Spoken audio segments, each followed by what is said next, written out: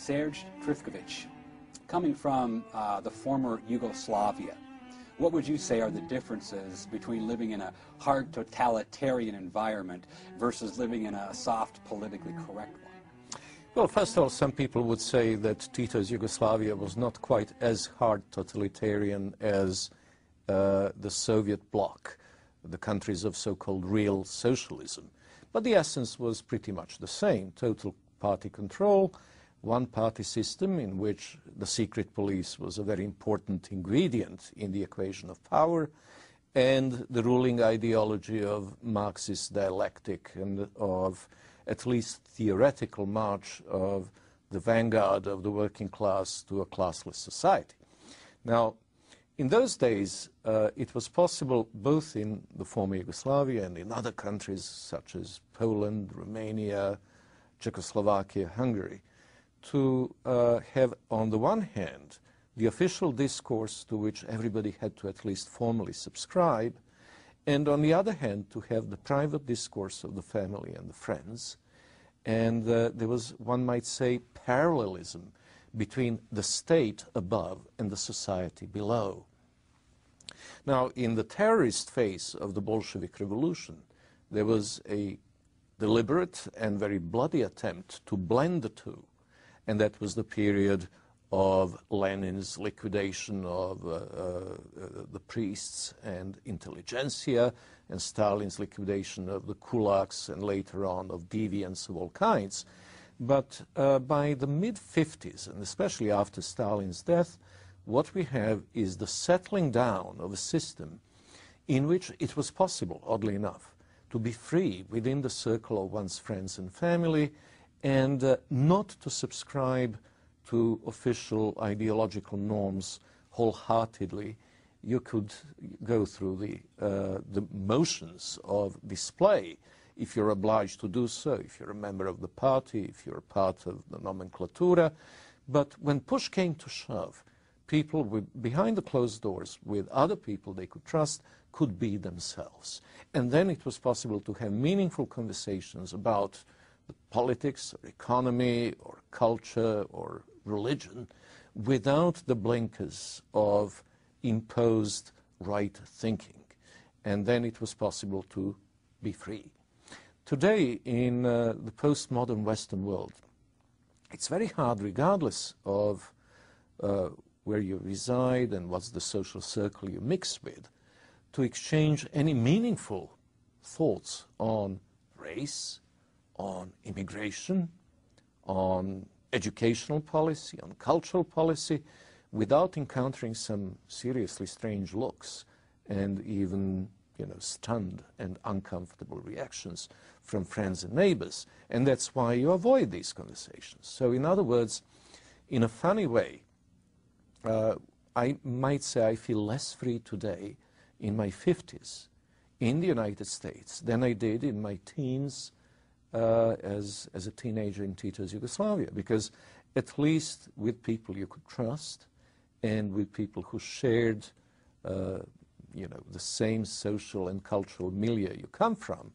you could share your innermost thoughts without being looked upon as an eccentric and a deviant. Of course, if the secret policeman heard you, he will look upon you as a dissident, and then it's a totally different kettle of fish. You might have some difficulties, you may be expelled from school, you may even have your telephone tapped or your passport withdrawn or whatever. But at least you could function within the perimeters of what was the society untouched by state as a free person. And that's, by the way, a phenomenon that many other East Europeans I know have mentioned, that in a funny way they felt freer at a time when they were being harassed by the secret police, when they were subjected to all kinds of unpleasantness by the state, because at least as individuals of integrity, they could be true to themselves and the society recognized them as such. And today, in today's America, if you fall outside the perimeters of acceptable discourse, and if you're branded controversial and let alone maverick, these terms automatically place you beyond the pale. Is there an American version of the secret police? It functions in an informal and unofficial way. At the top of the scale, it is manifested in the firing of Juan Williams from NPR. At the lower end of the scale, it is non-tenure for those associate professors who do not toe the line, non-renewals of contracts in media outlets. There is a very well-developed informal mechanism which actually has the same end result. In communism also, in the last 2 decades before Gorbachev, you were unlikely to end up in Gulag, but you were very likely, if you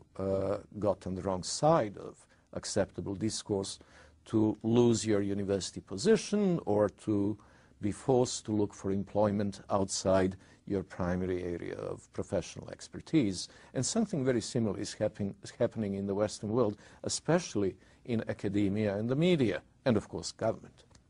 And so you're saying that as far as your personal experience is concerned, you actually see parallels between what we used to consider the totalitarian Marxist Soviet Union and in our enlightened and so-called free society today. Well, actually, it's worse than that, because as a teenager back in the late 60s and the early 70s, I regarded myself as thoroughly pro-Western, and on the basis of one's image of the West as obtained through radio broadcasts and films and books, one had the notion that it was actually a society that lived on the basis of what it proclaimed to Eastern Europe to be the case. And then grasping the yawning gap between this image and the reality as it greeted me when I finally came to the West in the 70s, first as a student in Britain and then in the 80s as a journalist in Bush House in London, and then in the 90s as both a member of academia and a journalist in the United States, is pretty painful, because then you come to see that structural problems of integrity versus compliance and of freedom of thought and expression versus imposition of norms, both legal and informal, is in some ways more pernicious and more stifling in the West than it had ever been in the East. How far would you say have cultural Marxist processes advanced in the former Soviet countries? Well, it's an interesting question, because post-communist Eastern and Central Europe emerged from communism more or less unscathed when it came to the integrity of the family and to the ability of the society to function as an ordered, coherent whole. But over the past 2 decades, since the end of communism, we have seen some serious inroads by Western postmodernia into the healthy tissue of the survivors of communist experiment. And this is particularly apparent in educational reforms which are being dictated from the West. For instance, the Bologna reform of universities and various secondary and even primary education reforms advocated most notably by the Open Society Foundation of George Soros, where the emphasis is on deconstructing the classical educational model, which, by the way, the communists did not fiddle with, so that people going through high school in Eastern and Central Europe, and especially going to good universities in places like Warsaw, Moscow, St. Petersburg, Belgrade, Prague, could actually get far better education than any but the very elite institution attendees in this country, for instance. Of course, one was subjected to the rigorous ideological straitjacket when it came to sociology, when it came to modern history, when it came to political science or international relations. But you could really do your classics, or not to mention natural sciences, you could do your history harking back to, say, pre-World War I period, or you could do your literary criticism, provided that, again, it deals with topics that predate the revolutionary period of 1917, pretty much as comprehensively and even less ideologically than would be the case in the West. However, what has happened over the past 20 years is that these notions of reforms in the direction of getting rid of the baggage of all patriarchal, hierarchical structure of education, which placed a premium on what one might call elitist or elite educational content, has gone very far towards, in fact, demolishing the quality education that had been inherited from previous generations, and that the dumbing down of Eastern Europe is actually in full swing, which is regrettable, because I know from the example of my youngest daughter, who is in high school, that compared to what she's doing today in the United States, my own third grade in high school back in Belgrade in 1972 was, in fact, much more comprehensive, much better quality, and equipped me far, far better for an academic curriculum later on in life, both in Serbia and in the United Kingdom. And when I look at other East Europeans around the world, whether it's the Russians in Israel or in New York, or Serbian doctors in Toronto, or architects and electronics engineers in California, or the Poles in Ireland or London, you will see that there is a surprising ability to get on in life, to advance both professionally and personally, and it was all due to the fact that classical education models were pretty well preserved under communism. The second area that is under serious assault is family. Over the past 20 years, these cultural Marxist experiments based on the mantra of race, gender, and ethnicity have been promoted all over Eastern Europe in terms of anti-racist campaigns. The designated victim group were the Gypsies or Roma. And because you need to have this mantra repeated ad nauseum in each and every society, the Gypsies became the designated blacks, the victims of centuries of discrimination and underprivileged.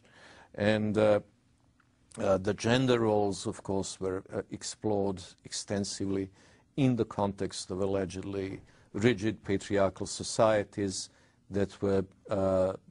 oppressing women. And as far as sexuality is concerned, well, the discovery of the gay oppression in Eastern Europe in the 1990s, most notably by the Open Society Institute of George Soros, has now resulted in idiosyncrasies such as the first gay pride parade in Belgrade in the second week of October of 2010, which, by the way, was attended by the U.S. Ambassador Mary Warlock, by her European Union equivalent, and praised 2 days later by Hillary Clinton on her arrival in Belgrade on a state visit. So, ridiculously enough, these cultural Marxist obsessions based on race, gender, and sexuality are in fact presented by the political class of the Western world as the way to go, as the ticket to modernity, the ticket to integration into the EU, into the Western postmodernia. And this is something that the elite classes of Eastern Europe are beginning to embrace. The people, by and large, are still resistant to it, but the elites are already bought. Do you see a similarity between American current situation? Well, the similarity is in that in both cases it is a process imposed from above. But in the United States, it has been going on for longer, and I'm afraid it has penetrated deeper. At the moment in Eastern Europe, it is still limited to a somewhat narrow circle of the decision-making elite in academia, in the media, and in government policy. In the United States, it has penetrated 1 or 2 notches below, and there is still the pickup truck driving, hard-working nation out there, grumbling and grinning and bearing it. But the circle of people who have internalized these idiocies as a normal part of their world outlook is, I would say, much wider.